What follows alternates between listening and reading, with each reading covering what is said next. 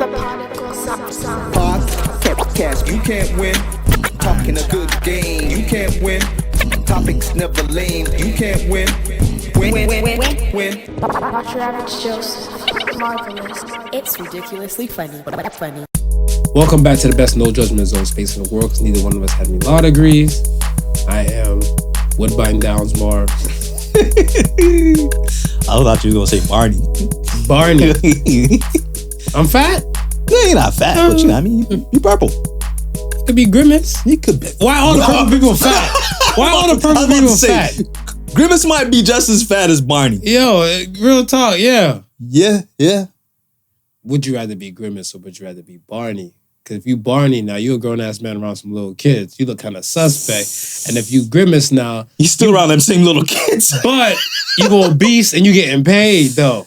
You're getting paid, so your gut is full. This is true. And you're around a bunch of other characters. So well, you could push like the Hamburglar to more towards the kids and like the bird thing.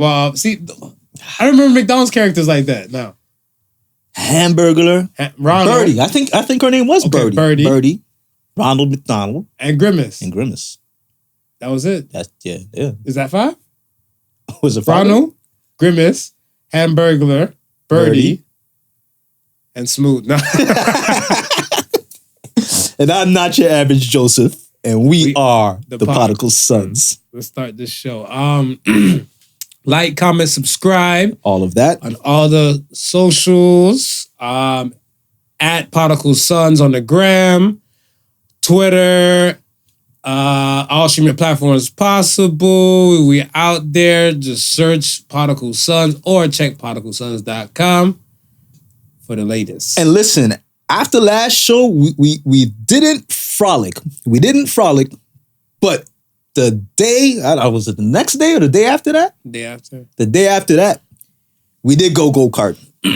we did go-karting. And if you want to see the fun and excitement, I don't know if you already tuned into the TikTok channel, or if you are on our IG stuff, but come on, man, that shit is hilarious.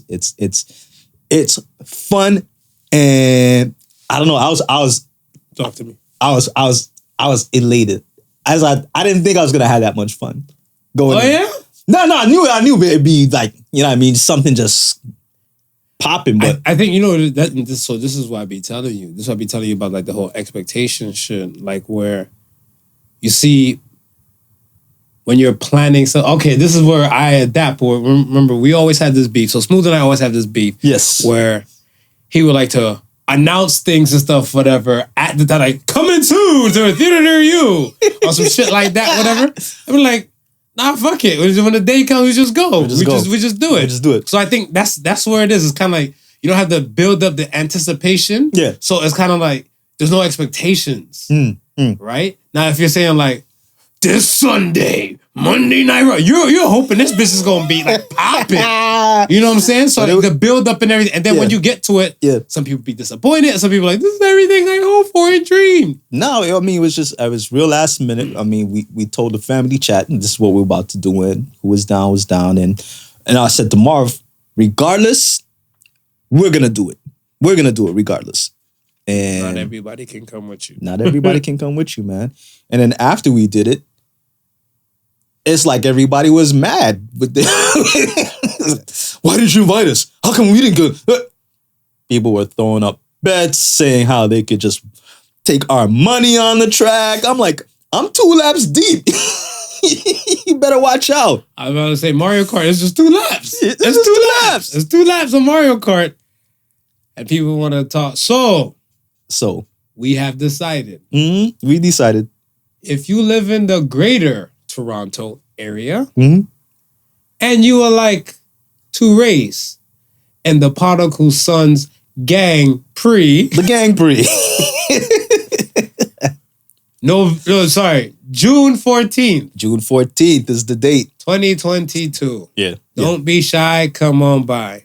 That's it. I mean, even if you don't want to race, you just want to spectate, man, it'll be a lot of fun. It's going to be a lot of fun. We're giving you short notice and enjoy this. And if you get this episode 3 weeks after everything's said and done, check the footage. Just look for whatever footage you can find. Look at the footage. Just look at the footage footage. And then enjoy that aspect and stuff. So, yeah, man. How are you? I'm good, man. How's the week? The week was hectic, but I survived. I've been back and forth to Owen Sound a few days, and then my son had this leadership conference that he went to yesterday. Nice. So we dropped him off, and then just pretty much just hung out by the lake shore, and it was like a really nice day. I don't know if I'm darker than usual, but I just sat out in the sun and just. Are you trans light skin? Like I feel like you're trans light skin. It's that month. It's like you identify as a light skinned dude. So now they really make you darker. It's a problem. But I've been out there too long. So got you because Ben will certify and improve you and shit. Some brown skin bullshit. Shout out to Ben. Yeah. Nah, man. I want to say a little bit of rigmarole, but the week is here. Welcome back to the therapy show. Welcome back to the therapy session. Welcome back. Get comfortable. Don't get too comfortable in the padded room. Hopefully not listening to this in the padded room. Hopefully not. Hopefully you're watching from YouTube land. Hello. I see you. Hello.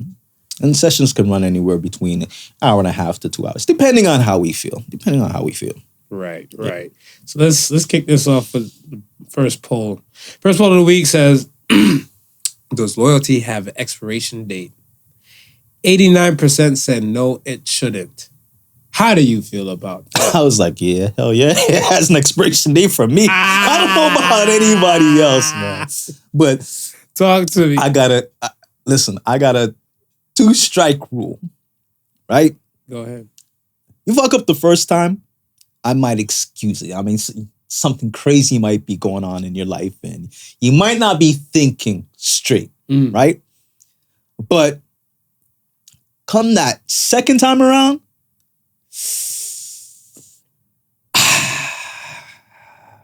something's there. Correct. Something is there. Correct. And I'm not trying to stick around to see a third. So, okay. I agree with you. That's why when I seen the percentage, like 89% said it shouldn't, I was like,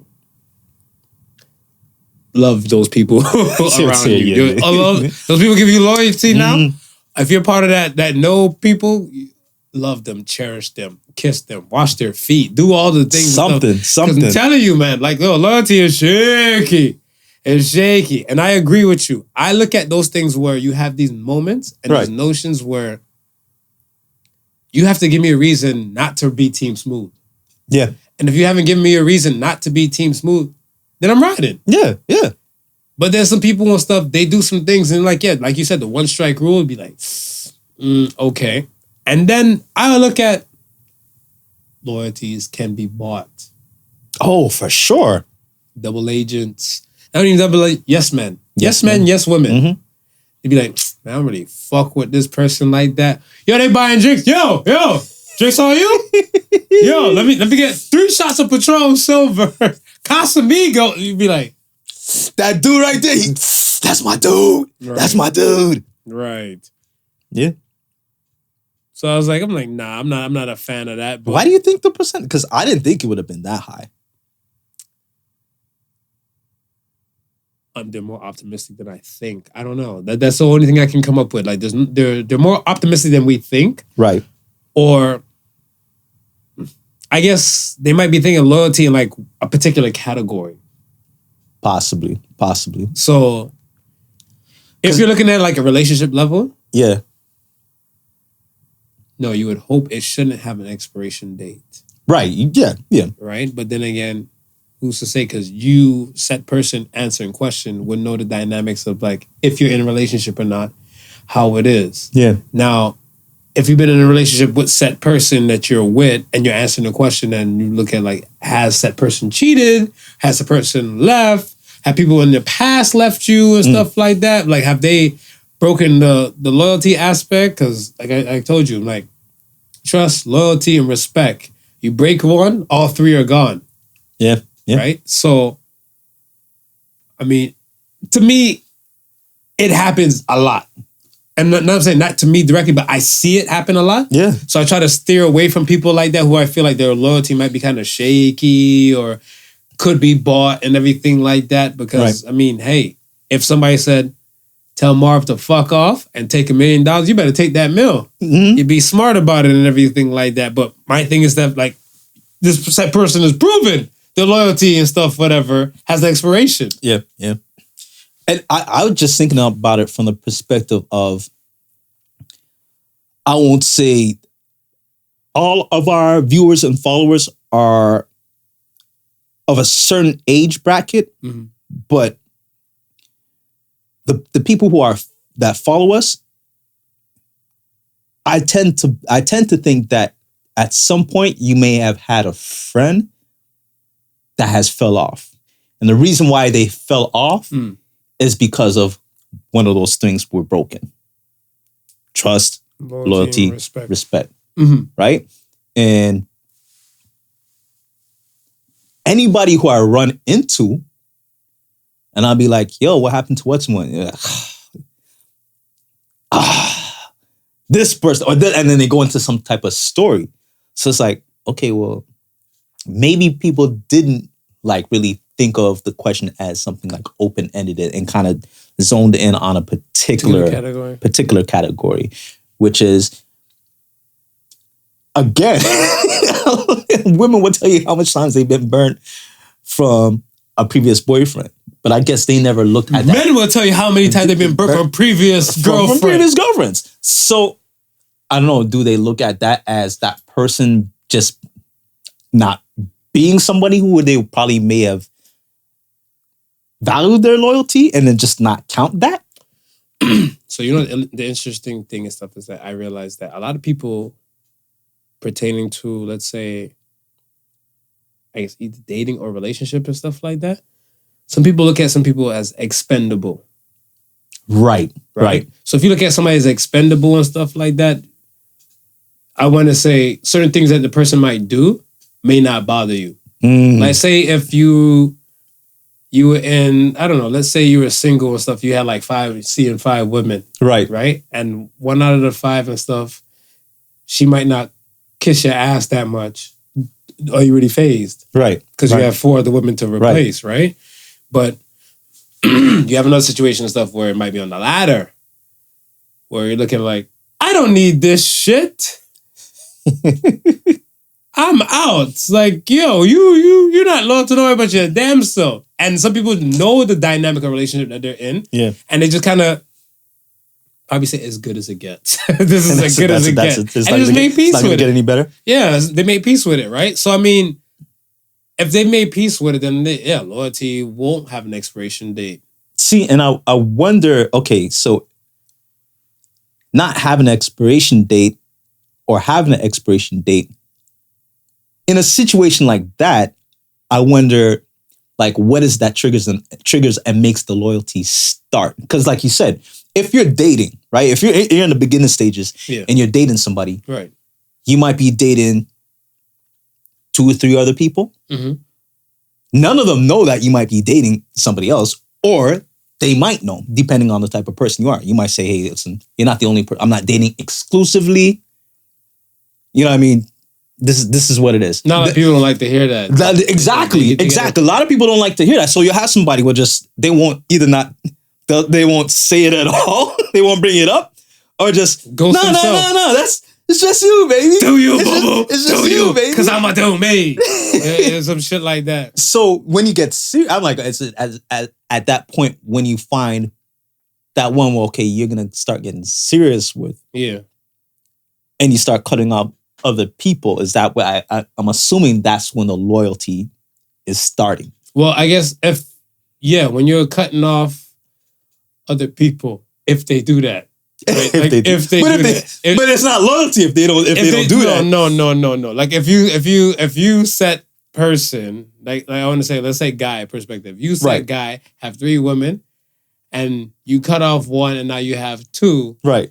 And you're still deciding, but you lean top heavy to one or the other. Yeah. But there's still 2 there. There's still 2 there. I don't think loyalty's been established yet. Not yet. No. I think You about still other got one that like out? You yeah, still well- got that foot in the... right when one jumps out the equation, they'd be like, dirty ENT is all we got. You know, when you only got one. Like, do you go recruit the one that was missing, or do you just ride with the one? And if you ride with the one, I guess this is when the loyalty thing stuff starts. Now, what's fucked is that the other person on the end of stuff, they're probably like, "You're the only one, baby. I've been here, yay!" And then it's a fucked up situation again. Well, now that we're here, right? Where were we going? I don't know. How did we get here? If a woman has a plan B, is she really loyal? Ooh, no. No, she can't be. No. No. She can't be. No, because you said 1 foot in and 1 foot out. Right. No. No. Contingency plans are contingency plans. I get it. But Yeah. I think your contingency plan should just be, if this doesn't work out, Right. there's more fish in the Plenty of fish in the sea. Yeah. Right. Yeah. And you're ready to get back out there. You're ready to get back and out do there. it back. That's your plan B. Yes. But if you look at somebody like, not your average Joseph is my plan B, Right. nah, boo, you ain't loyal. Yeah, nah, you're not loyal. Nah. That's a bit dodgy, mate. Bit dodgy, yeah? Yeah, I'm not. Hey, as the world turns, we know how people do these things and stuff out here in these streets. We know. All right. The next question was, is it easier for a woman or a man to get sex? 90% said women. My question is to the masses, why wasn't 100% women? This was clear as day. Clear as day. So you said women. I said women. I said women. Yeah. Why do you think we're here? It's been a week since I've seen you. Yeah. Why do you think people would say men? Why people would say men? Yeah. I have no clue why people would say men. I think because of the same dating situation we were just presented, like we just paused, like, brought. Right. So I guess to me, all men are dogs Yes. and all women are cats. Right. Cats know how to cover up their shit. Right? Cats do not. Dogs are shit right then open. Dogs look in your soul and shit. Be like, I'm sorry I'm cheating on you, but squat in front of I you. had to. Like, you ever see these videos where like these dudes get caught like in a restaurant or somewhere with their side chick and the main chick come and interrupt and everything, and they're not like attentive. No. Maybe because I think my woman is a killer part time. Yeah. So I'm not with the shits. Right. But I see these dudes stuff and like they got caught, like, like, I can't believe you. I'd have been like, oh shit, I'm sorry. Yeah. These guys sitting there like, they're waiting for the drama to die so they can get back to eating. they're like, so are you leaving? Can I finish my meal? Then I gotta explain to her who the fuck you might be. Yeah. Cause he might give us a situation like, this crazy ass baby mom was like, you know what I'm saying? To pardon off. They got this skit that's going on IG where a beautiful woman, she's going on the escalators going up, right? And anytime she sees a couple on the escalators coming down, she'll touch on the man and be like, oh, damn, like, you look hot. Like, you should have been with me, right? And then so there's somebody filming it, just watching the reactions, right? I'm like, oh, no, you did it. No, you did it. So this one couple, she did that to the guy. Guy looked at her, looked at his girl, looked back at her, then ran down the escalators, got on the escalators coming up, and ran after the girl. And the good chick was just on the, his girl was just like, what the hell just happened? So the loyalty was gone. The loyalty was gone. The loyalty ended. And that other girl was getting sex. Yo, that's hurtful. Man. I always look at it where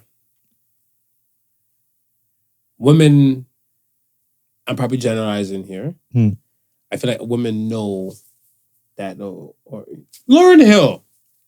Girls, you know you better. Watch out. Watch out. Some guys are only about that thing.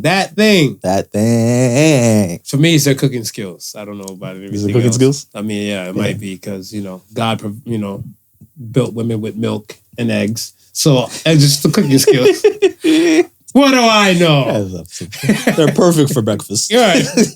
No, but I think most women, I feel, even like when the young teenage women or stuff like that, or coming into themselves, hopefully they have like proper guidance around them. Right. Something like, yo, guys are after this particular stuff, right? Yeah.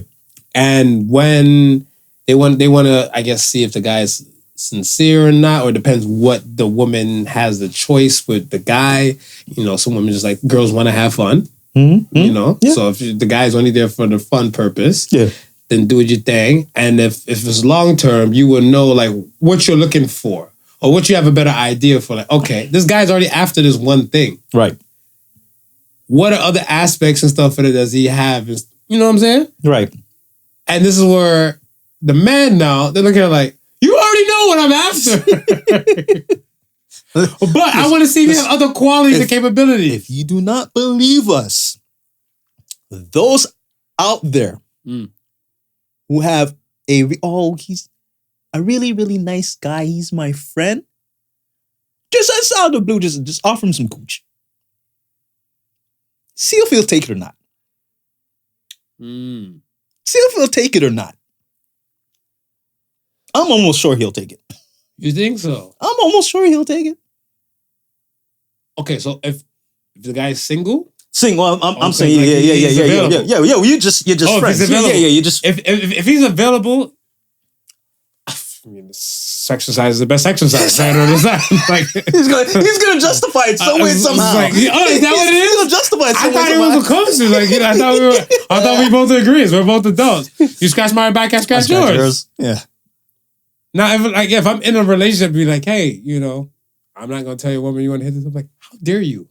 Am I a harlot? Exactly. I am not a piece of meat. Exactly. I have scruples and standards. I am not your experiment.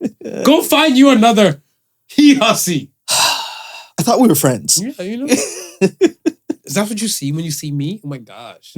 So I feel like there's tons of dudes where they know, like I want to say most women and stuff know that men kind of want these particular things. Right. And I'm not saying all dudes are after that, like in the beginning. Nah, no, we're not saying that. When I was younger, I was. Older, I realized some people don't wash their ass, so I'm a little scared. A little more skeptical. Oh, you get the whole Q&A. You get the full interview for this. I might have to see you shower first. I had one woman tell me showering was stressful. It takes so long to shower. She wished she didn't have to shower. Wow. I'm sorry. Wow. Exactly. So that's what I'm saying. I'm not always about that one thing. Like younger, Yeah. but I'm looking like now older, I'm like, that thing might stink. Like, So, nah. Yeah. No, but I feel like most hetero women don't understand what it is to be a heterosexual man looking for a vagina. I feel like they think, like, you know, when you used to ask a question and stuff, if you were a man for 24 hours, what would you do? And I hear some women like, oh, go out there and get me some pussy. I was like, you think it's that easy to get vagina? You think it's that easy to get vagina? I think they think it's that easy. They think a man just walks up, you there. Listen, a lot of men just suffer in silence because they ain't They getting shit. They getting shit. They getting shit. And all you women who are arguing against porn is certain relief and release for certain men. I'm just putting it out there. I'm just letting you know. You gotta see forearms. Look at forearms. If you got a friend with the one arm looking like Popeye the Sailor, yeah. Them swap it out. Them swap it out. Don't But be yeah. ambidextrous for a little bit. But yeah. Well, that was it for the polls. City Boys, we up. Johnny Depp won his case. Yeah. Johnny Depp and the Amber Turd verdict. Take out the Dillinger guns. Yo, City Boys are up, man. Like, she won one particular lawsuit, Right. which was supposed to be for $2 million. Yeah. That part I wasn't understanding. Yeah. Because I was like, well, why don't you just like minus? Okay. Yeah. All That's, right, I'm like, all right. you know what I mean? That's what I was Just saying. minus. I was like, okay, so deduct that. Now instead of 15, just give me 13. Right. And right. we even. Yeah. Well, I gotta go on my account, give you that, and hope you're gonna give that shit back to me? No. And then she was saying, this is an attack on women everywhere. Wow. Yo, it hurt me. It hurt me. Wow. Did this set a precedent? I think you're right. I think it's time that we do an episode on female toxicity. Toxicity? Because, yeah. And a lot of women were riding with that. Granted, there's a lot of women, there was a good portion of women that was like, okay, nah, she's ridiculous. And a lot of women were riding with Johnny. Salute to Johnny's lawyer. Yes. Yeah, that she was Yes. not playing any games. No. If we were to ever do an episode about toxic women, okay, let's not get to that category. Not yet. No, because I feel like one, there could be a podcast for one episode. You can talk about a toxic woman to kind of go through time. We might have to do like a toxic month. Yo, right? And probably have to do filler episodes in between. In between. So, okay. Screw the Amber Heard thing.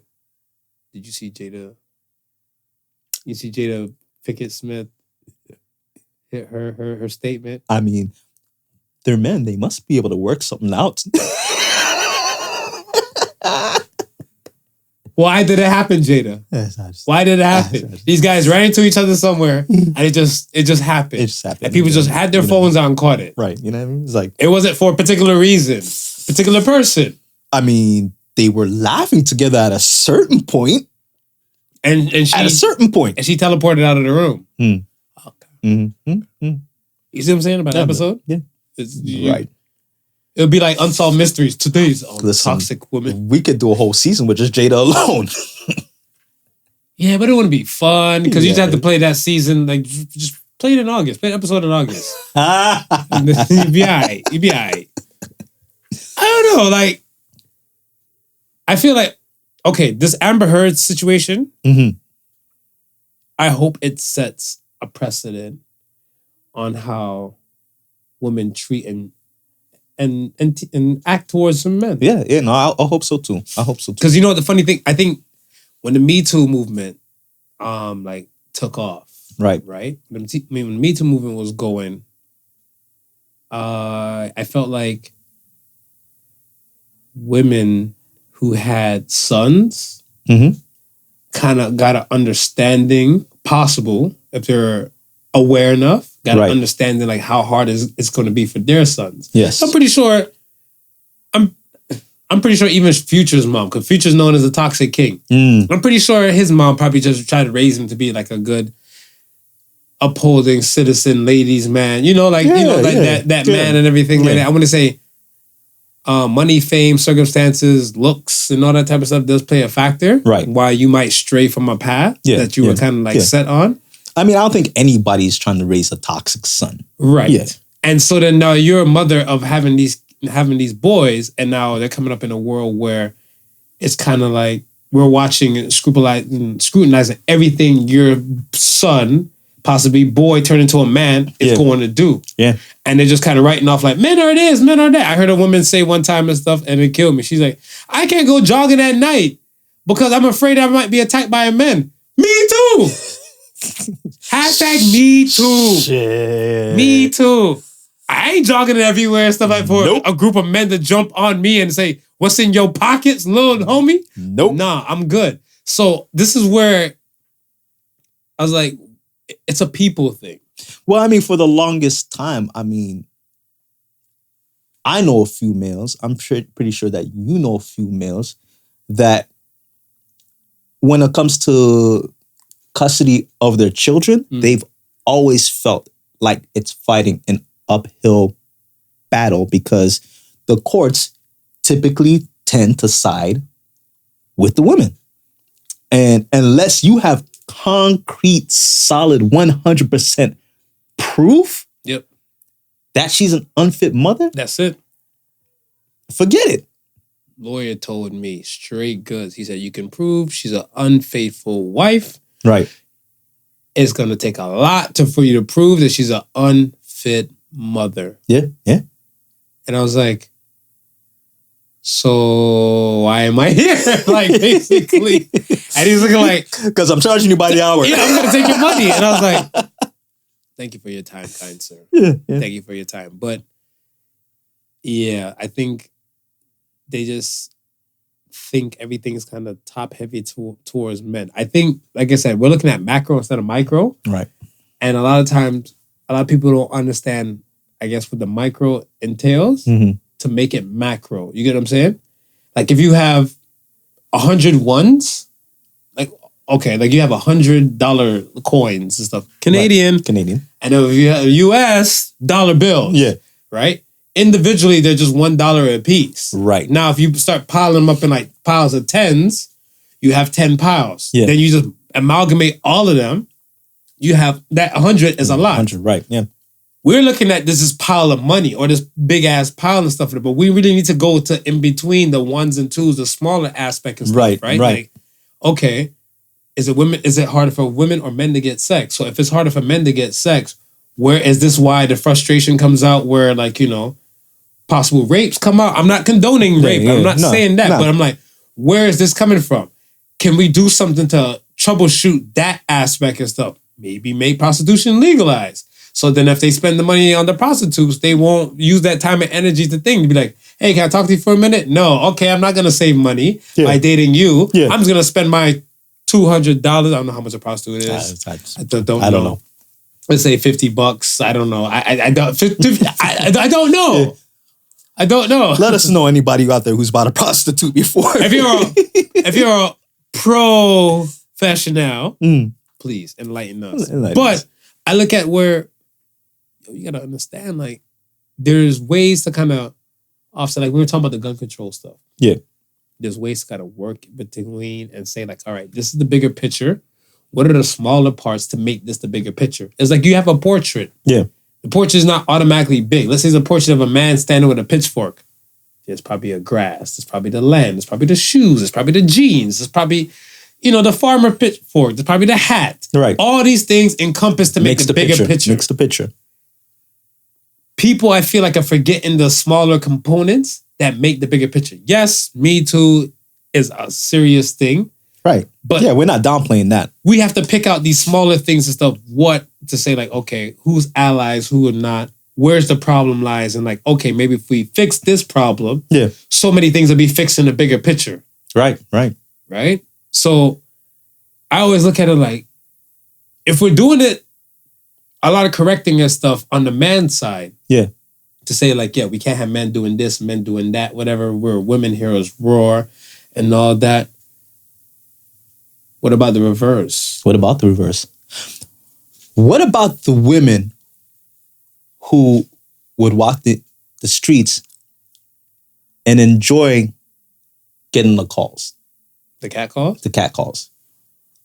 Their feelings are hurt. I feel bad because I'm like, because what if now you're used to it? Now you walk the streets and you're not hearing that at this all. This is fucking with your self-esteem. What are you thinking? What are you thinking right now? It's fucking with your self-esteem. Because, I mean, I said to a woman and stuff one day, years ago, and I said, women dress for women.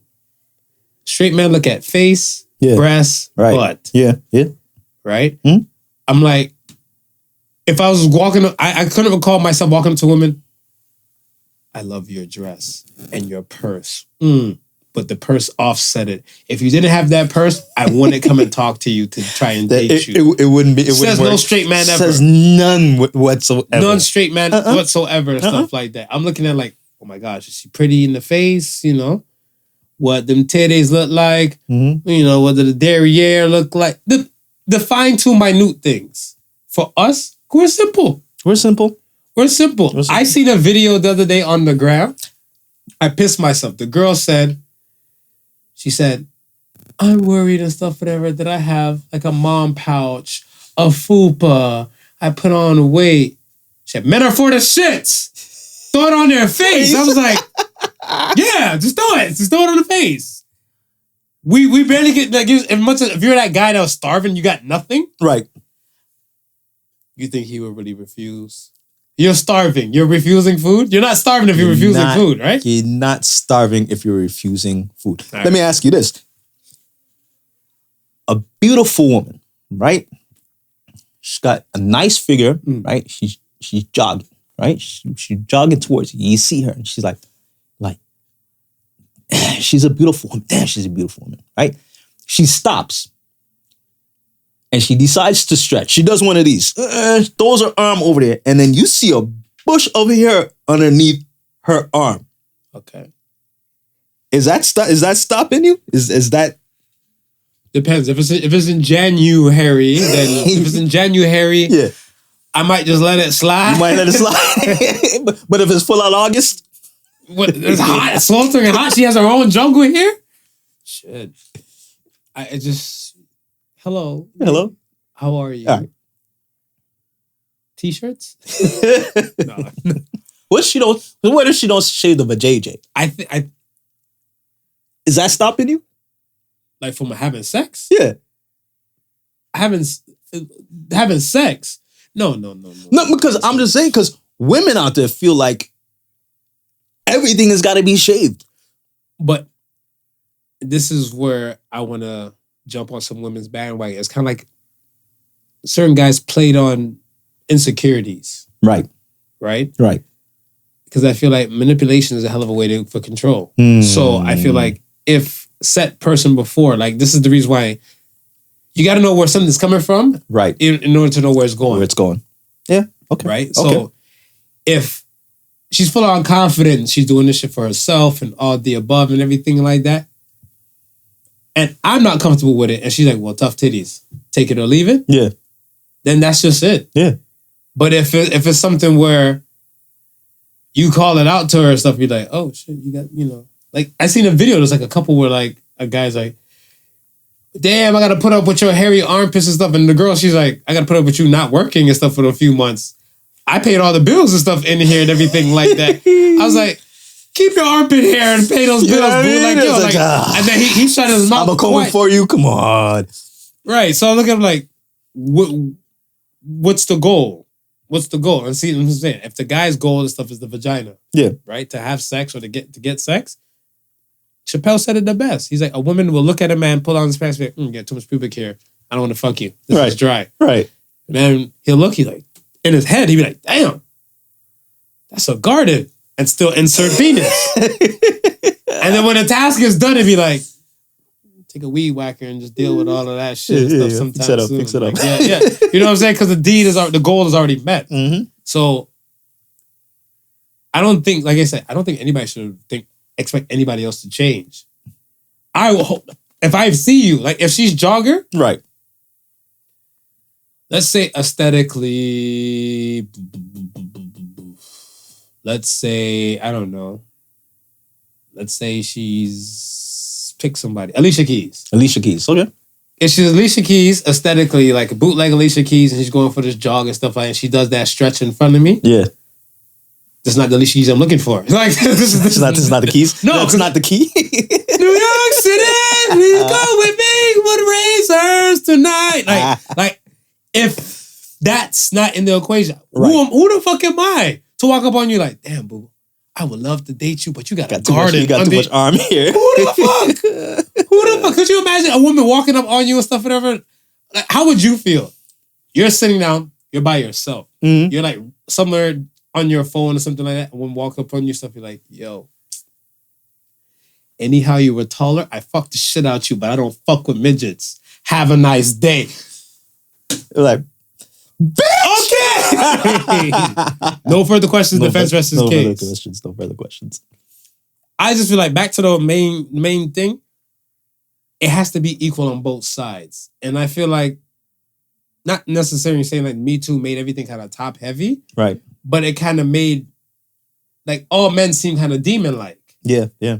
So for Disney and stuff to be like, oh my gosh, he did this to you. No, we don't want no more pirates of whatever the fuck. Right. We're not going to give this Jack Sparrow money up for nothing. Right. This fucks with his kids. Of course. His livelihood. Yeah. And all that type of stuff. His bread. Yeah. And now you expect no consequences, or a person expects no consequences. That's not fair. Yeah. That's just not fair. So let's make this fair. It was a damn good move on Johnny's part to make sure that he got a woman lawyer. A very competent woman lawyer to deal with a woman. A woman. Let them fight. Yeah. Let them fight. Yeah, because think about it. If it was a man who was going after her, He's mansplaining. He's mansplaining. Typical man. That's why I told you. Women feel like they're superior to us. Women feel like they're superior to us. We work in tandem. We're supposed to be together. Like we have I want to say, with the right person, they balance you out. Yes, I agree 100%. With the right person, Right. you know your strengths, you know your weaknesses. Yeah. And this person, with the right person, they'll have all your weaknesses and stuff like that, and vice versa. Mhm. You know what I'm saying? Mhm. You're a more even keel type of person and stuff, and your woman could be more of a hothead, Right. right? But it works for you guys because you balance it out. Because it's kind of Balances like out. sometimes you might need the hothead. Yeah, you know what I mean? When we go to the shopping place and they don't honor prices. right. and shit. Yeah. You need the hot head woman. You need the hot head woman right there. I got to look the other day. One price tag, it says 60. Yeah. And then we're here like the price tag is like 65. I got to look like, this person is fucking with me. My intelligence. I was like, please, sir, honor the 60. Give her the 60. Just honor You the don't know what's 60. about to happen. You don't know. You don't I'm know. saving you right now. Senor, you don't know. But yeah, it works. It does balance, Yes, right? it does There's balance itself out. And like I said, with the right person, it'll work well. Right. With the wrong person, this is why you have these hiccups, these errors and everything. And Yeah. I just hope that whatever we're doing on one side, and this is what I always said in general pertains to me too, whatever we're doing on one side and stuff whatever, we still have to look at the other side. Yeah. And remember, years after when I talked about, the first time we talked about female toxicity and stuff like that, right? Right. You can run a Google search on male toxicity, but it's very hard to find a Google search for female. Right. toxicity. I remember we were saying that. Right. So like it's not even to the point, and some precedence has to be set. Well, and I was going to go back to that point when you asked me earlier if I think this sets precedence. And I would like to say, I hope so, because prior to this high profile case, Yeah. there were a lot of men who were getting the short stick just because they were men. And they automatically gave the woman the benefit of the doubt. Whereas here we are, we've seen a woman who gave her side of the story, right? A lot of people may have been rocking with her before the trial, but once the trial started and this lawyers started chopping into things, started breaking down stuff, and you started seeing, wait a second. Micro. Yeah. Go to the micro level. Micro level. And you started seeing stuff like, oh, wait a second. She presented her story one way, but that's not exactly how it went. Right.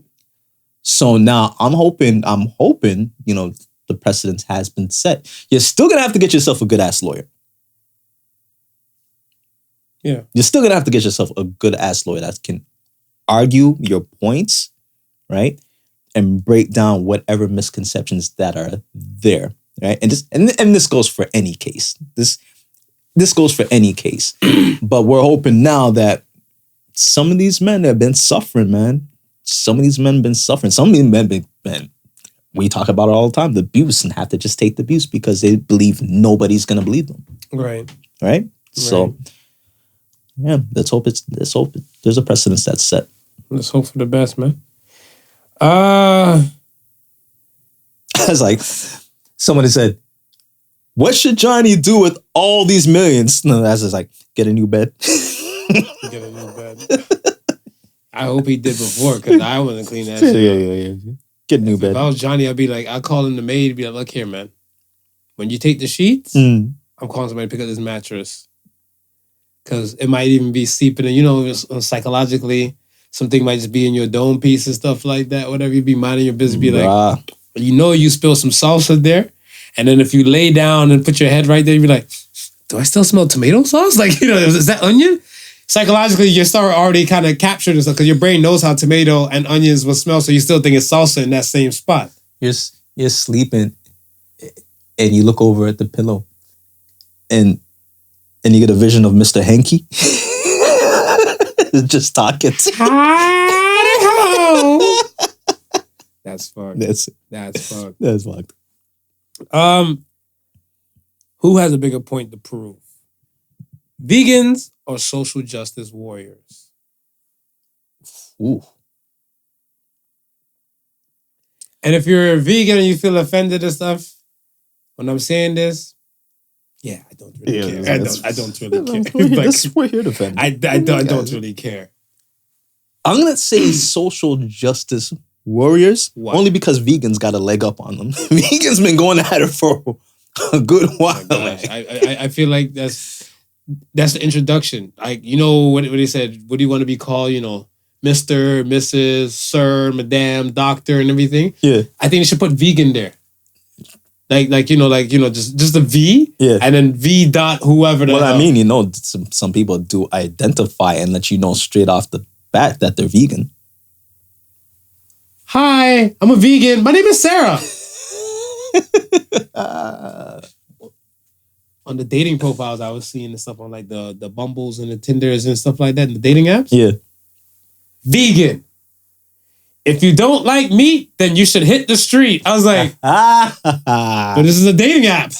Like, are we all for the streets if we're on this app? I was like, you know what? Whatever. Hush your mouth. The reason why I asked that question is the social justice warriors, I feel like they try to prove something to a heavier degree than the vegans. But the vegans, you're right. They already, I feel like they won or they're ahead up in the pack. Oh, yeah, yeah. Social justice warrior in Paris at the Louvre with the Mona Lisa. My guy disguised himself as an old lady. See? If it did it as an old man, he'd have been stopped. He'd have been stopped. As an old lady, they're like, go ahead. Go ahead. Because you're not toxic. Come up to the front. Because you can't be toxic. Come up to the front. You can't see from way back there. You cannot be toxic because you're an older lady. Whatever, right? He's like, ha-ha!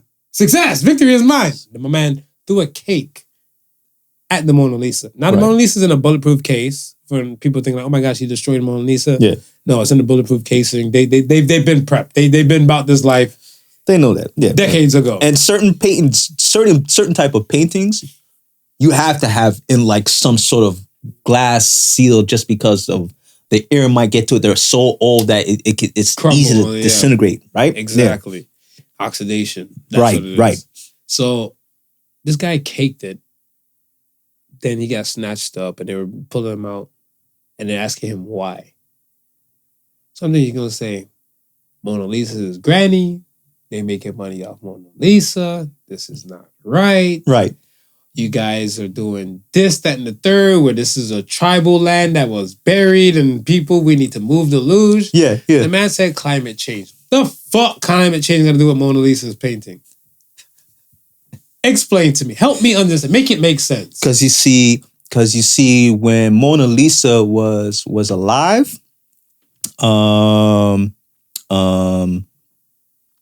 she didn't drive a car, but the horse that she rode on had emissions out of this world. Just shit all over the place, and then the fumes from the shit just went all the way up to the sky. I got it. Yeah, so she's to blame. She's really to blame. Screw you, Mona Lisa. How dare you ruin the planet for us before we got here? How dare you? He's right. Then had the nerve to sit up and smile for the camera. Is she smiling though? She's smirking. She probably knew because her horse was shitting all over the place. I was causing methane gas, so she got the smirk on. I was like, she had that look on her face like she was sitting for a long time. I'm assuming she's probably smiling in the beginning. Yeah. She's like, how long is she gonna take? This Leonardo da Vinci guy. Right. She let off a poop. She let off a fart, and then she's like, did he smell it? Did he hear it? That's what the finishing pose was. That's what I think it is. Yeah, man. Okay. One more thing I wanted to ask you before we get to like going towards the real shit. Is there a special place in hell for people that steal from the church? We're talking about Joel Osteen. We're talking about my name is Pastor Offering. All I need you to do is just pass the offering. You know, those people and people that steal shit from church. That's not even just part of the congregation. People that just steal things from church. Well, while we're at it, why not just throw in those who are behind those little charity boxes? What charity boxes? You know, the charity boxes that you may see at the grocery store and where you put money in, thinking that it's going to actual charity. And it's lining somebody else's pockets, because that's not really different, right? You're no, but see, okay, going on the line of good. Oh, true. You might be doing on the line of good and stuff on it, but good to you. But then you have this religious sect. Right. This religious sect that deems that this is not right or this is wrong and stuff like that, right? Right. And then they're taking, like I said, people keep looking at the macro level. On the micro level, wrong is wrong. Wrong is wrong. Wrong is wrong. 100%. Like if you're doing something to screw somebody over for you to get ahead, that's wrong. But then they look like, they break it down and be like, the Jewish people were promised this land by God. In their religion. The land is theirs. It's theirs. Is it right morally to pull the Palestinian people out their houses or bulldoze their houses to put brand new...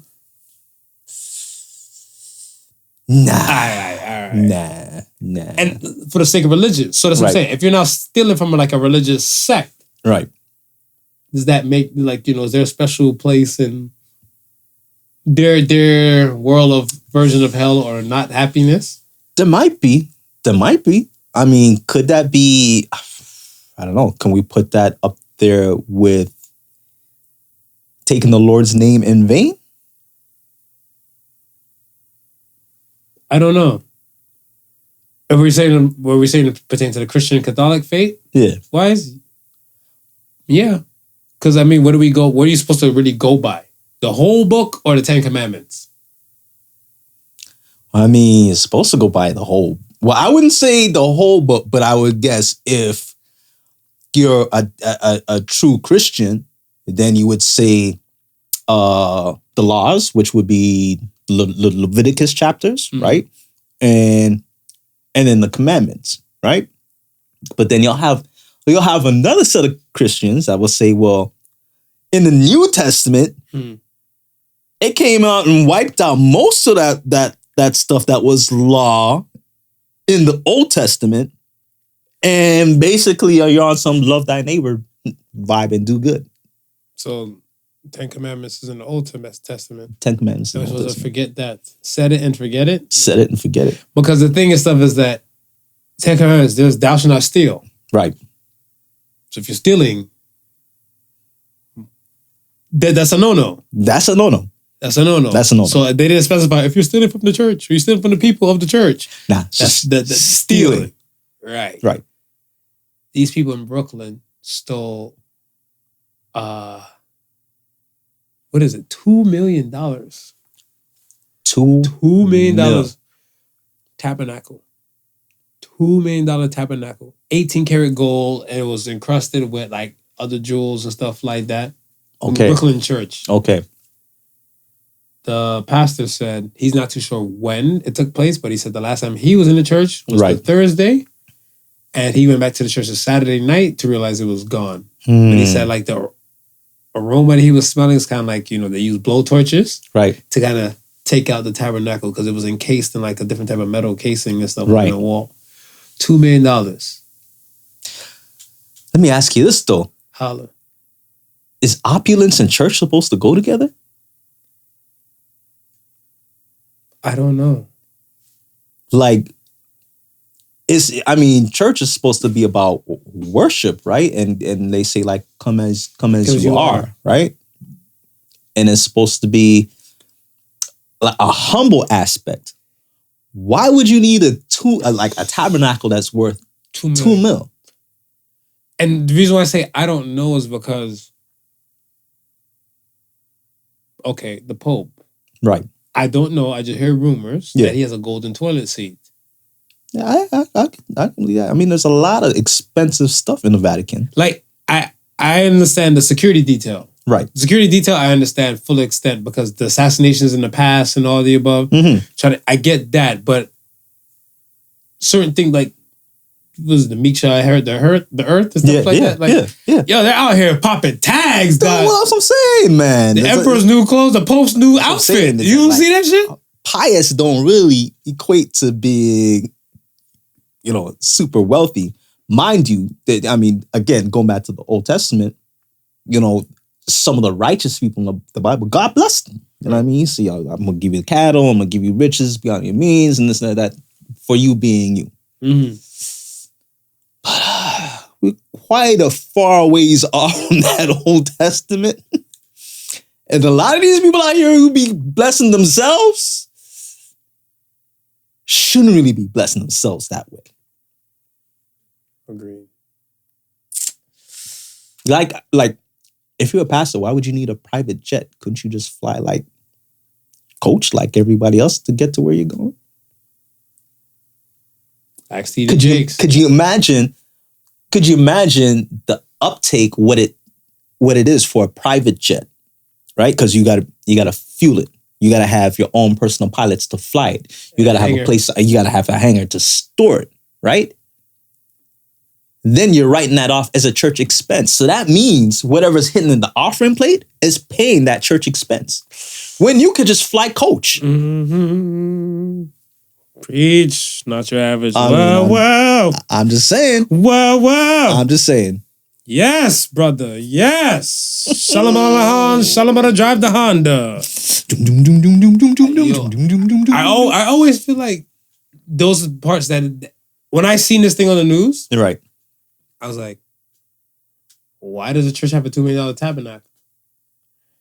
But this is what I'm saying, though. And then I looked at him like, then I looked on the other side of stuff. I was like, why are they still in the church? And I was like, and I sat there. I was like, am I high? Like, I don't understand. Like, but come on, if you're a career thief, right? And you get hit so-and-so's house that maybe have like a couple of paintings that's worth a couple $100,000 of dollars, or just down the street, you can hit the church that has a tabernacle worth $2 million. What are you hitting? Church. And because it's a public place too, right? Right. So I want to say you're going to have tons of people come in and out, because I think the people were saying like, oh, it was an inside job. But even if you went to the church 1 or 2 times and stuff, whatever, you can see, and they ripped out the camera work too. So the area, I guess, where we're focused on, they ripped out the camera work and took the footage and stuff with them. So salute to the unholier than thou crooks. I'm not watching you. Somebody above is watching. What if they was on some Robin Hood shit? They stole it, sold it, and then just dispersed that money amongst the poor and needy. It'd be dope. But how often do you think you see Robin Hood situations? No, I mean, we don't see it often, but what if it was a situation like that? Here it is. You have this church who has this $2 million. I believe when I see it. Because my thing and stuff is that even the Black Lives Matter thing. Right. Where I'm hearing different people or leaders in there buying private homes and all that. I was like, but we're still getting killed by the cops. So I was like, I don't know. Yeah. I don't know. That's what I said. Make it make sense to me. I'm just saying, I mean, in the ancient times, they had a tabernacle that I'm pretty sure wasn't worth 10 grand. Probably like two shillings. Maybe, you know what I mean? In the modern day, you got a tabernacle worth $2 million.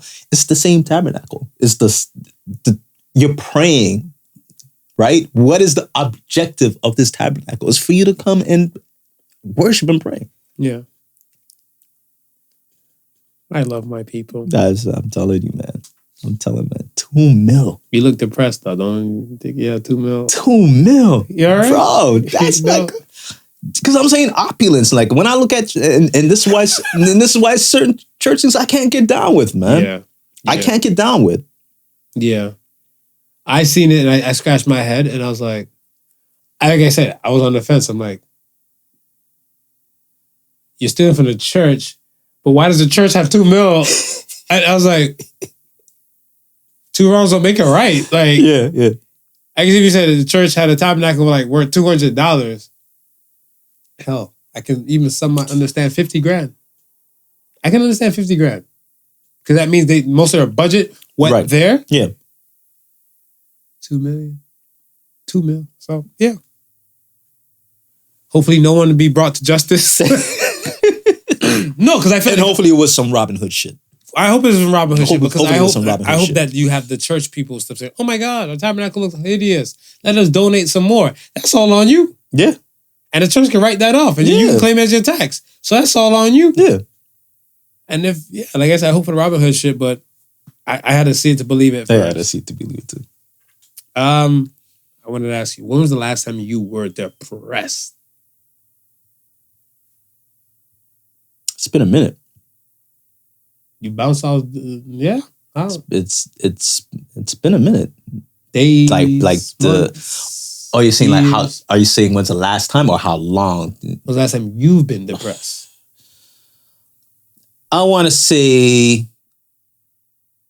probably a few years ago. Oh yeah. Yeah. How did you handle it? I don't know. It took a while, but I think I just got tired of being depressed and just said no more. You were sick and tired of being sick and tired? Yeah. And it's like, basically, it's like, okay, I either got to pull myself out of this or I'm just going to sink deeper. And it's not helping me in any situation. I think that's dope because I feel like your depression was a chemically imbalanced type of situation. Okay. Where you can see that, be aware of it, and kind of pull yourself up out of it. Right. And you did it all by yourself? All by myself. Nice. Because some people, I feel like they might have a spouse, family member they might lean on and stuff. Like, hey, do I seem normal to you? Or am I cool for Cocoa Puffs and everything like that? And I feel like a lot of people and stuff, they don't have that ability and skill. Right. That you have and everything like. Because I'm like you. Me, my thing is if something is off, I'm like, this is not the normal Marv. Yeah.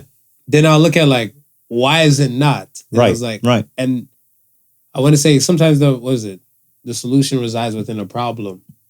Yeah. So now you're looking and stuff at like wherever you're honing in on the problem.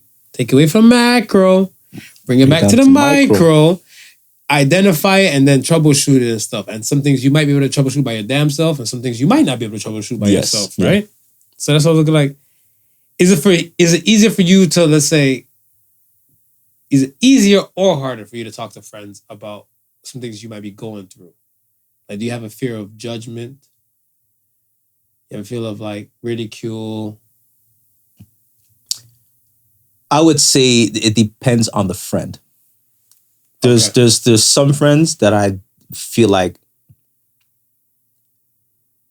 they wouldn't understand or get it and probably feel like, no, you're stronger or better than that. So you shouldn't be going through this at all.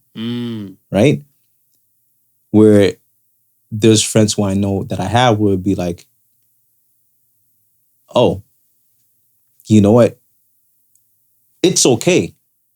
Like, I know the type of person you are, but everybody has that moment in time where they're vulnerable and they you know what I mean? It doesn't matter how strong you are. There's a moment of weakness.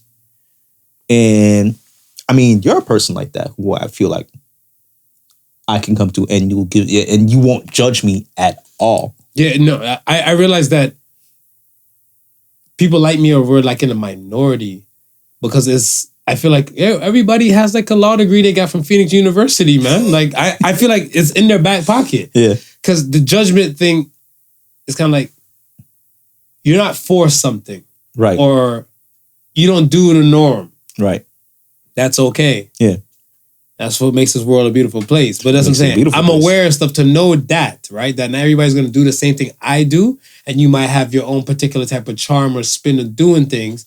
And it's kind of like multiple ways to kind of crack a nut, right? Some people look at it as stuff that's linear. It's just one way to deal with said problem. Right. So if, let's say you come from a world where your peoples would drink their problems away and function and still carry on with life, that might not be the solution for you. Right. or set person, right? Because they're looking like, all right, like I feel like those old school people, they're built different. They're built a lot stronger than what we are and stuff. Yeah. Because I feel like, man, it took me a long time to even grow my mustache to this level and stuff and everything like kind of thick. Right. And I just feel like every photo I see, I'm like, well, goddamn, everybody had a porno mustache. What? Like it just was normal, whatever, right? And I was like, y'all was raised with different shit. Mm-hmm. We got too much other extra shit fucking with us, much as like I said, chemical imbalance. Back then, y'all had the natural grown food. We spraying this, pesticides, R. Kelly's pissing on shit, Trey Songz is pissing on shit. It's a different world. And it's a different kind of a chemical of like whatever meal you're putting in your body to mess with your body. Yeah. Right? So I look at it where I feel like if they're not in the luxury of like, a person not in the luxury of like ourselves, right, where they can troubleshoot or we can just find somebody to talk to. Mm-hmm, mm-hmm. Because I feel like, but it is easier to kind of deal with by yourself than to talk to people and stuff at times. Yeah. But it's who you deem worthy. I think that's know your worth. And that's exactly what I'm saying. It's like there's certain people who I know I can't go to with certain problems because it's just like I said, it would be like, well, why is that a problem for you? Oh. You know what I mean? Like that would and that's something you don't want to hear. Yeah. Yeah, that's something you definitely not want to. Yeah, I felt that. Bro, it's a problem. I'm coming to you because I feel it's a problem. Why are you going to ask me why is that a problem to me? Yeah. Right? Whereas that's insensitive. I'm an asshole, but that's even insensitive. Super insensitive. Yo, this one time I can't remember why. I know who it is, but I'm not gonna say. But one time I went to somebody, and I had a certain problem, and the problem brought me to tears. Right? And that person said, "Stop crying. Don't cry. You can't cry because that's a sign of weakness." Oh, and I felt like, no, I need to cry. Like this is something that's you're supposed to feel what you have to feel. Yeah, I gotta go through this, and if crying is helping me go through this, I gotta cry. What do you mean I shouldn't cry? That's a sign of weakness. No, that's fucked. I remember I was at work. I think going through like the whole separation aspect and stuff for myself. It was a lot. Yeah, because I don't feel like anybody really. Well, I hope people don't get married to say it's gonna end. Right? Yeah, so when shit is now coming out to the end, like the levee start breaking. Right. The levee start breaking. So like most of the time I was like, yeah, I'll go to work and be occupied and take my mind off things and stuff like that. But then I'm getting phone calls and stuff like, oh yeah, are you gonna sign these papers? Like sign these separation papers? Right. Yeah. Shit. And then it was a lot. So I had to like excuse myself to go outside and then come back in and stuff and be like, well damn, like, just when you can you can dodge reality, I guess, for the 8 hours while you're at work. Yeah. You can't. So now my black ass, I walk back in now and somebody see me and stuff, whatever. And like, I was just devastated because I'm like, oh my gosh, my world's now kind of collapsing. Right. Like that. The insensitive person see me and says, yo, don't let the people cry. Go cry in the back. I can't cry in the common area. I'm not you. And it's not a laughing matter. I was looking like, no, but this is how some people behave, right? And it's like you can't ever expect to have your problem solved talking to that person. Yeah, I feel like that's toxic. That is toxic. Because I want to hear people like, don't let them see you sweat. It's normal for people to sweat, no? But sweat all the time. Don't sweat, you have sweat glands all over your damn body. Yeah, if you're not sweating, there's a problem. I already has a pit stain. I got pit stains now. That's what's. I got our pit stains now. That should remind me of Prince Andrew saying it wasn't him because that person was perspiring and he got a problem. He got his problem with the glands and he can't sweat. Get the fuck out of here. Get the fuck out of here. Yo, I should go down to every damn thing and stuff. You pedophile. Yo, get the fuck out of here. Man. Find some people you deem worthy. Yeah, man. Please. Find some people that you deem worthy. And if you don't know how you can test their character, you better go back to some old episodes and hear these topics and running past these people to see where their morals and principles may lie. Because these are conversations and stuff for the masses, right? Like stuff that we discuss on the podcast. Of course. And their personality, morals, and principles, character reveal. Mm-hmm. So if the person doesn't align with like what you're looking for, like I guess sensitive, people that got your back and everything like that, X them off the list, man. Yeah. X them off the list. No time for those people and stuff in 2022. All right. Let's get to the question of the week. Question of the week. We're getting there. Question of the week. Is someone's future more important than their past? I would say yeah. Really? Yeah. Talk to me. Because the future hasn't happened yet, right? You have, and hopefully you can learn from your past, right? To go ahead and put forth a promising future. But you can't change what happened in the past. So if it was negative, you now have the opportunity to make it positive.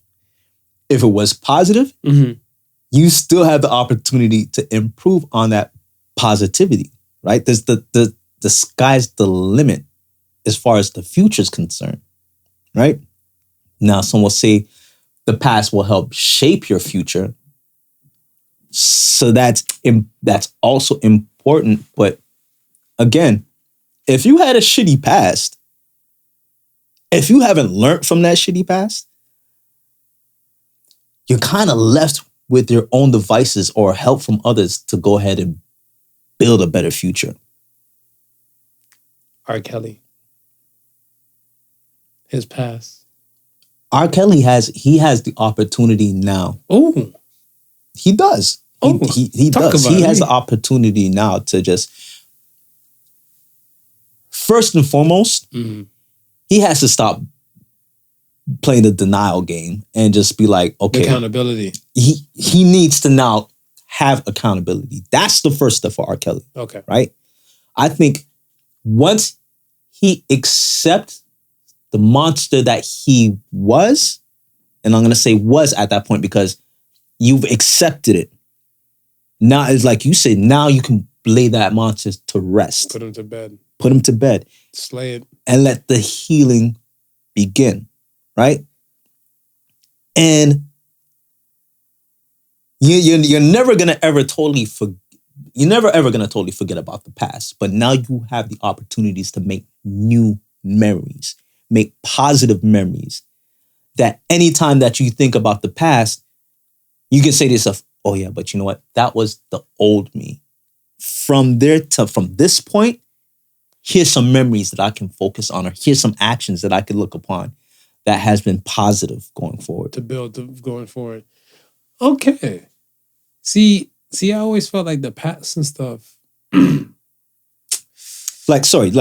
mean to cut you. Like one of, like I said, I was by the lakeshore and they had this whole a cappella singing performances that was going on. One of the performers was a lady who does spoken word. I'm sorry, I forget your name, but she does spoken words. One of her spoken word poems was about Mike Tyson because she had a speech impediment in the form of a lisp that she used to get teased upon when she was younger in school. Right? She was like, I don't know how I became a spoken word artist, but here I am now. And one of her pieces was dealing with bullies who bullied her while she was in school with this problem of lisp and how she overcame it through, speech therapy and all these things. And she goes, one of the people she looked up to was Mike Tyson, right? The champion. Champion, right? And she started going into like the rough childhood he had before he became a boxer. How many times he was in and out of jail at the age of 12 before finding that boxing was some sort of calling, right? Right. Then all the problems that he had after the whole boxing stuff and all the incidents that he got into, right or wrong, right? That had him villainized as a person, as a human being, right? To the point where she's like, this Mike Tyson now? Oh, I love this Mike Tyson now. He picked himself off the canvas and just changed his whole perspective in his life completely. He didn't stick to the Mike Tyson what they were saying he was. Right. right? He didn't dwell in that Mike Tyson. He said, no, I can change myself and change myself for the better. And he's done that. He's like, and anybody who knows Mike Tyson, just let him know I have a poem that I wrote for him. And I was like, I like you.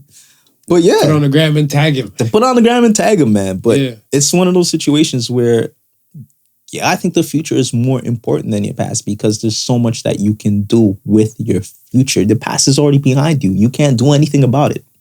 I feel like us as people, like, okay, let's say you're a shining star example of how it should be. Right. But I feel like it doesn't even go like that. Because even when I thought of the question, right? Mm-hmm. I didn't actually think about R. Kelly. I was actually looking at Entourage.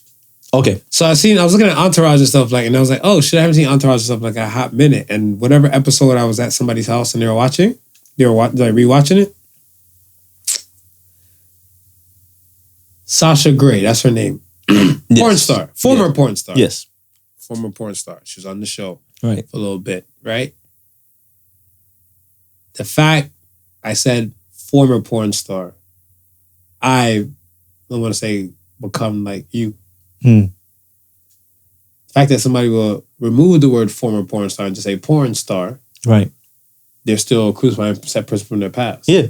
So I feel like on a majority, people will still look at the past to kind of hold and I guess try and hinder the person's growth. But you're right. It's up to the person to now see like, okay, this is this part about me where like it had its moments, had its thing, but I need to excel and do all the above. Now, frankly, I haven't seen her do anything else stuff after that. But like when I actually went on IMDb, she's no longer like in the adult world and she's doing like small little things. And I'm like, course, you have to shed the weight of whatever like kind of thing that was holding you on to in the past. Right.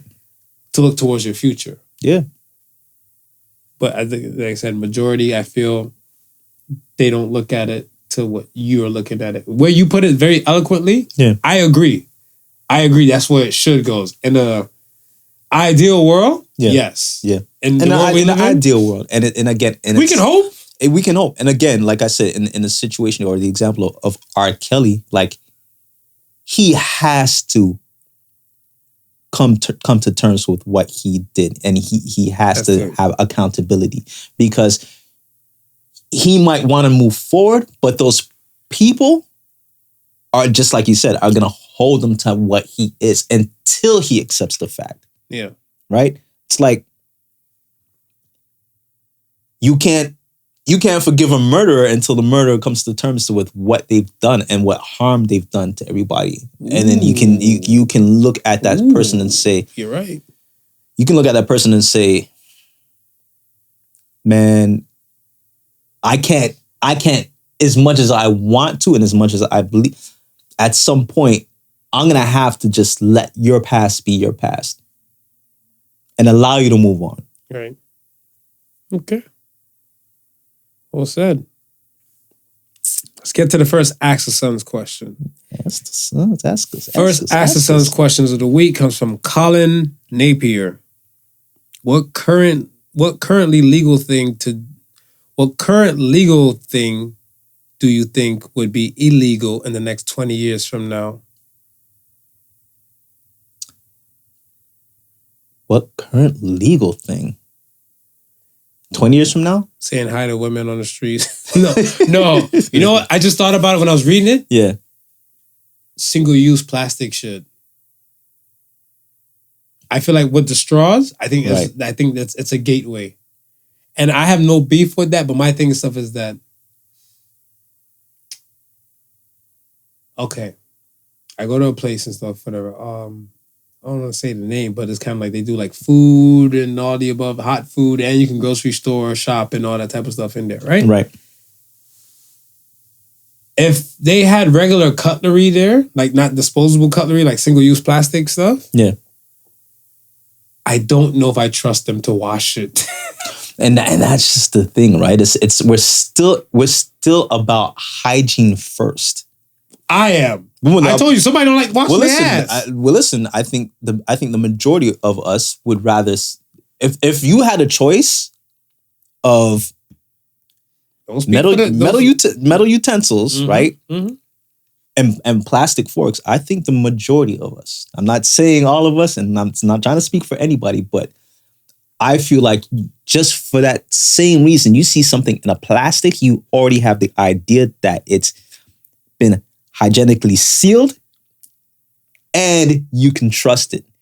Whereas those metal forks, you don't know if they might have rinsed it under some water, but you don't know if they use actual dishwashing detergent to clean it. Then that's my point. And see, then when you come to the plastic stuff, everybody's gonna be taking the plastic and then just adding more and more to the landfill. Right. And there are things if they want to remove some of this stuff in the landfill and et cetera, or you might get cake thrown on in the Declaration of Independence next and stuff like that. You know what I'm saying? Yeah. So if we're making moves and stuff towards like climate change and how we treat the world, I think only a matter of time and stuff that cutlery and stuff is gonna be banned. Cutlery is gonna be illegal, like plastic cutlery. Yeah. Because like when I was looking at the straws, I go to Wendy's. Wendy's got money. They don't need to cut us a check like that. I would like it. Yeah. But I went to Wendy's, got strawberry lemonade, and I didn't they realized they gave me the new paper straws. Right. And I was like, okay, but I guess because I was swirling around my straw to mix everything and stuff from the bottom, Yeah. bit by bit, my straws start breaking down. So I'm looking like, Yeah. I went from regular sipping of the straw to like, I'm in some gay pornos doing some heavy sucking. I'm looking like, yo, what is going on with the straw? So I'm looking like, Straws collapsing. it's collapsing bit by bit. And I was like, no. This shit might not make the cut for me and everything like that. I'm like, these turtles doing these lines of cocaine with their straws and shit. Yeah. I don't know. Yeah. So I think it's only a matter of time for plastic stuff to be illegal. Well, it's happening now, right? But it's not at the point where it's illegal, but hate speech.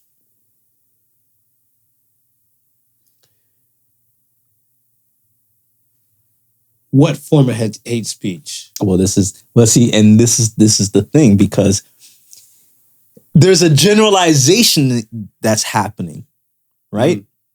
And what do you consider hate speech from what you don't consider hate speech? You can't really pinpoint it. So at some point, they're going to just say, okay, we're going to have an umbrella type term. Whereas if you say anything that may consider or may somebody feel bad or something like that, like even now, right? On Instagram, before you even type anything, if the conversation already has responses that may consider to be offensive, or it gives you the warning. I didn't see the warning. No, haven't seen that yet. You'll get a warning that pops up and says, okay, something on the lines of not to just not be careful, but like a warning where some of these comments may be considered offensive, this, that. Like they're putting that in your head for you to think about what you're about to type. I feel like everybody should think about what they're about. But we should, but not everybody does, right? But they're saying to how this conversation is already going, right? Some of these conversations might be considered to be offensive. So before you type anything that may be considered offensive, here's this warning. Tag me and tell me next time you see it on the ground, because I've never seen that before. It's actually happened to me. I think today I was about to respond to something and it came up.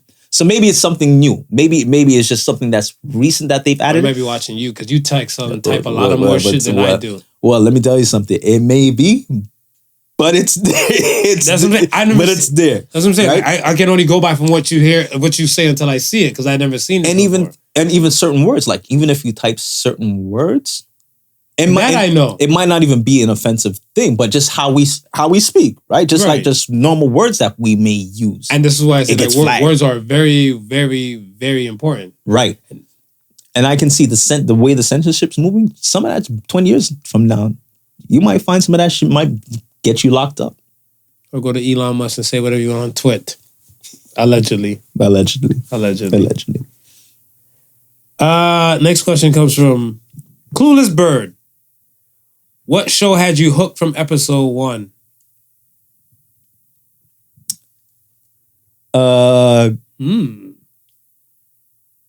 Game of Thrones, but then I was disappointed on how it ended. Game of Thrones? Yeah. From the first episode, I was hooked, and then it had me all the way to the final season where let's not talk about it. Yeah. Game of Thrones, I get that. I'm trying to think about the first episode, but that's when the brother and sister were fucking, and then they pushed a little. Right. I'm looking like, damn. Yeah, I was brother and sister are fucking. I'm like, aren't they brother and sister? I'm like, damn, he pushed little kid. I'm like, yo, and then yeah. You look at what happens next. Right. Yeah. Yeah. Game of Thrones and Snowfall probably for me. And you know what the funny thing is? Yeah. Because Snowfall, I don't think it was the first. No, it wasn't the first episode that I seen. I think it was the part where his childhood girlfriend started using, and she was sitting on the curb with the next chick and she was scratching. I think that was the first episode that I seen. Like, oh, so that was deep in the season, right? So I was like, yeah, that wasn't season 1. So I think because I didn't really get the beginning of it to that part, that teaser. I just seen that as I was like, yeah, it's another junk. It's another junk. Oh, so you brushed it off. Right, okay. right. It wasn't until after, like, everyone's like, nah, you gotta watch Snowfall. I was like, okay, let me go back and give it a chance. And then I started from season 1. And then the season 1 where then they're not the opulence. I think that's my word today. The opulence house, and dude is blowing cocaine out the stripper's ass, and he just keel over and die. And I'm like, oh shit, what the hell is this? Yeah. And I think watching that episode, if I had probably watched from the beginning, from that first episode, yeah, it probably would have hooked me right away.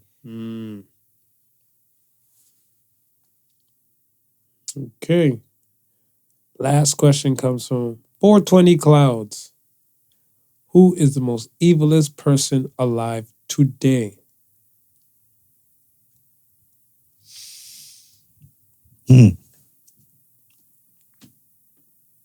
Every leader in North America. I like I said, make it make sense. Why is all this money going to the Ukraine and this shit's not over?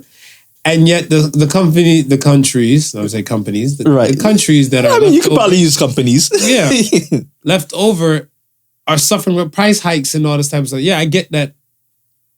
It's just, they make it seem like the Ukraine is like the number 1 yielder of yeast in the world. Right. Like no one else know how to make yeast. I can't go on YouTube and learn how to make yeast and then hire a production company to just make yeast. Yeah. And then I'm now the leader of yeast and everything like that, right?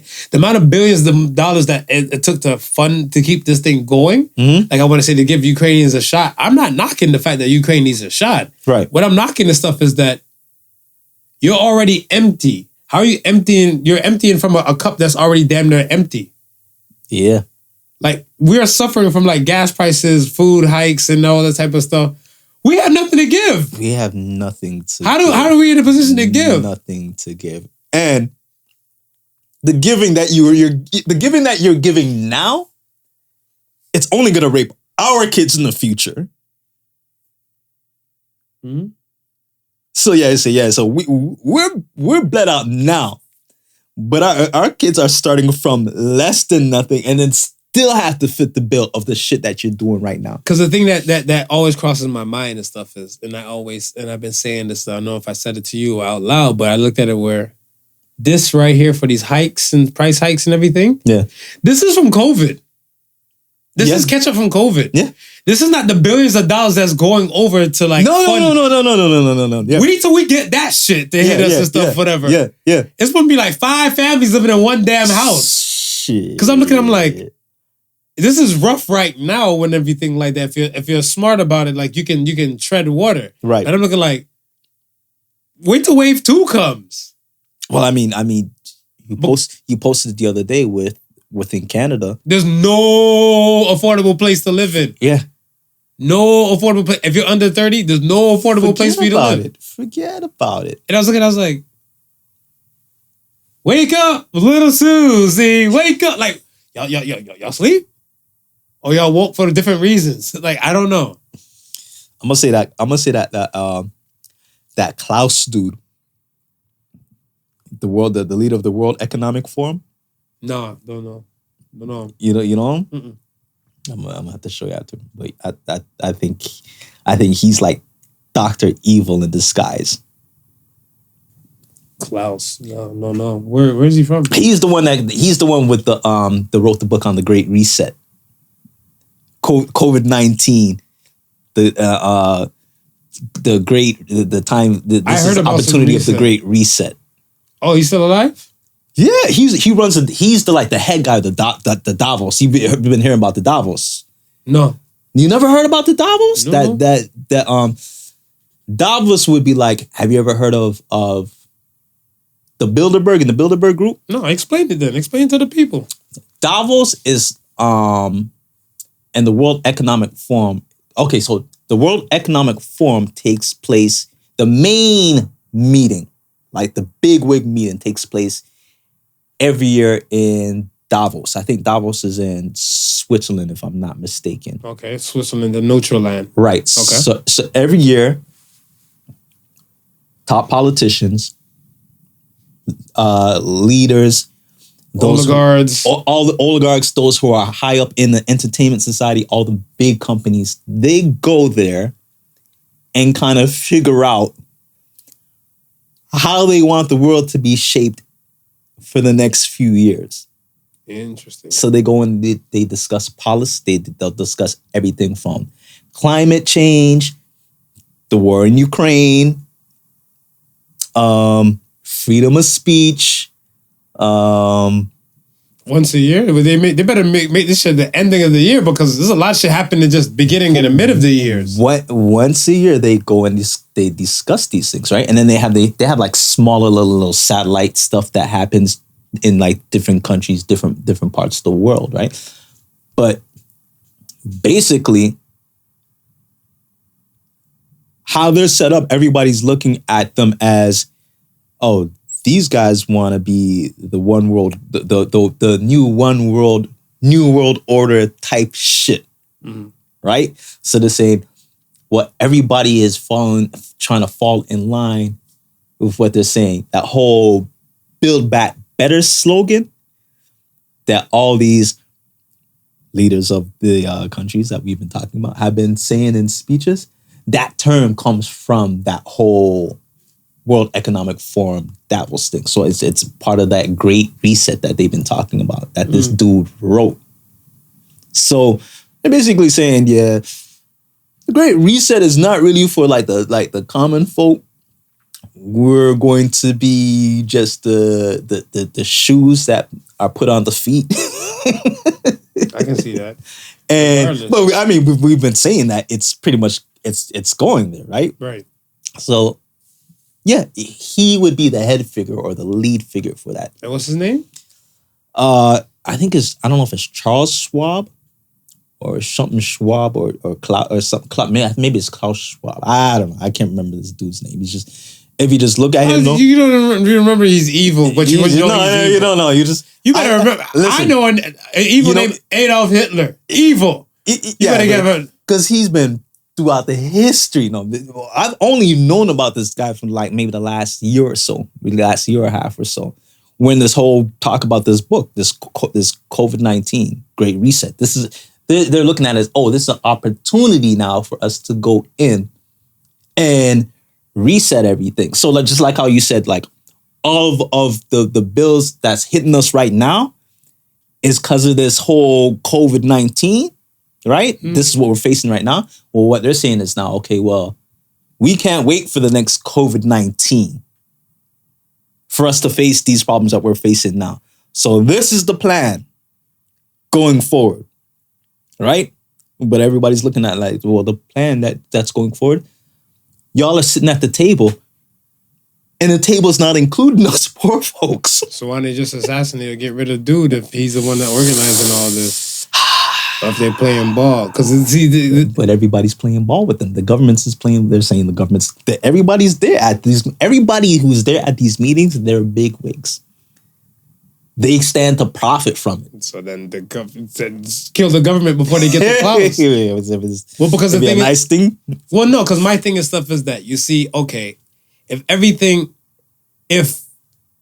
we look at, like, say, Donald Trump is the problem. Right. And we see Donald Trump and stuff is the problem from, like, let's say certain things he says or does and all the above. Yeah. So stop Donald Trump.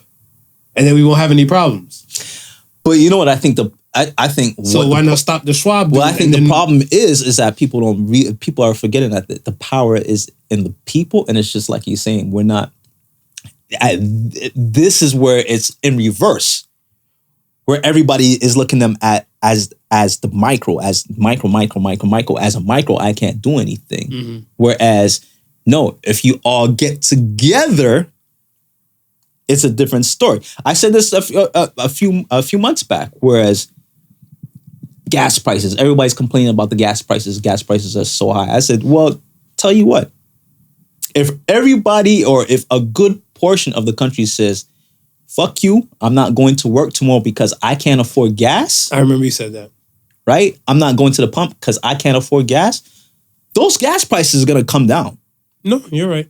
They're going to come down. But it takes everybody moving in one accord to achieve that. Fair. Good question. I mean, there's probably a few people we can throw up on that Dr. Evil list. I mean, we could do we might be able to do a whole show on the Dr. Evils. I don't want to say yes to that because the funny thing I look at where you have a ton of people where it's speculation, right? And then a lot of times people want to have like throw faces and stuff on things because one person's terrorist, another person's a freedom fighter. Right. It's all on perspective and stuff. Right. So if you're looking at, say, Klaus, whatever and stuff, you need to get the name together before you start pointing fingers. But if, let's say, the top leaders and upper echelon and stuff looking at him as like, baby Jesus. Well, that's what I'm saying, yeah. If they're looking at him as baby Jesus and stuff like, and then you have another second stuff like people like yourself are looking at him like the Antichrist, then that's what I'm saying. Why not go for the Antichrist? Why not aim resources to Antichrist? Like, send anonymous an email to shut down said dude. Like, you know what I'm saying? Yeah. Like, we the people, the numbers. It's a numbers game. So, hey. It is, yeah. It's a numbers thing, man. All right, man. Let's get to the question of meet me while you're still looking for Klaus, whatever the fuck. Klaus Schwab. Klaus Schwab. Yeah. Klaus Schwab. Okay. See, I knew there was a Schwab in there, and I knew there was a Klaus somewhere. I just didn't know which order I should put him in. All right. So say the Suns this week says collaboration is always better than competition. Oh, well, here you go. Self-explanatory. Okay, here you go. Replay the last few minutes of the podcast. Yeah, that's it. All righty. So says the Suns. So say the Suns. Once again, thank you for listening to the Podical Sons. Remember the difference between genius and stupidity. The genius has its limits. Y'all be good. GTA, if you in the GTA, come out with us. Centennial Park. 14th. To the Podical Sons. The 14th. The Gang Prix. Not Grand, Gang Prix. Get there around after 7 p.m. 7 p.m. 7 p.m. June 14th. If not, see the footage, wish you were here, and then we'll reschedule something another time and another fun day. But once again, the Podical Sons do not hold fun hostage. You can go get fun your damn self. Listen, you don't have to wait for us to go do go-karting. You can go today. You can go when this airs and you like. It's not even go-kart. It's whatever. Whatever. That might bring you the joy you're looking for. There it is. Yes. Once again, thank you for listening to Podical Sons. Remember, the difference between genius and stupidity is that genius has its limits. Peace and love, y'all. Peace and love. Deuces. The Podical Sons was not your average Joseph and Sofa King Marvelous.